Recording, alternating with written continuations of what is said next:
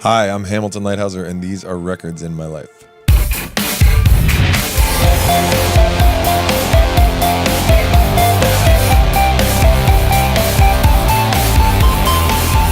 Wild hunger, rise up with a crash. Wild hunger, wild hunger. Ladies and gentlemen, thank you for checking out Records in My Life. We're here with Hamilton Leithauser. Thanks very much for being on the show. My pleasure. Thanks for having me. Tell us a bit about what's been going on. I've been working on a lot of new music. I just released a song a couple weeks ago called Heartstruck. And I have a lot more material, and I'm not sure when it'll be finished, but I'd imagine it's getting to be about that time. And you worked on the song with, it's a great song with Angel Olsen. How was it working with her? Piece of cake. Great. I had written the whole song, and I wanted to make a duet, and she was the first person I thought of, so I asked, and she said yes.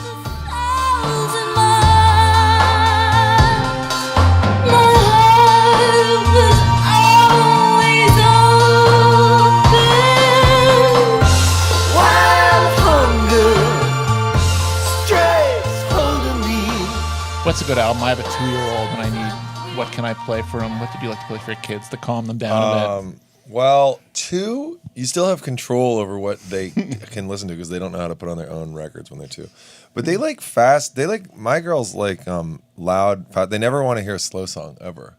So they'll want to hear like when they were about 2, they probably would like something like the Ramones, any of that. They love the like real hard rock kind of stuff. They really did. That's great.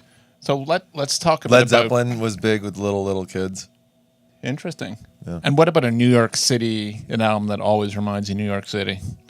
Well, there's so many. All the early Bob Dylan records when he was living there and he was recording there would be ones that come to mind. The first Velvet Underground record. You know, those are all first things that come to mind. The Ramones' first record. Okay. Bruce Springsteen. Bruce is a good one.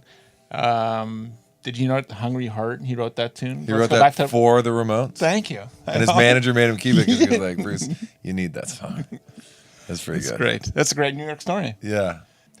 So, I mean, you've been playing with a lot of the same musicians, but you met like your bandmates at St. Albans High School in Washington, D.C., if I stand corrected? All of them except Pete, yep. All except for Pete.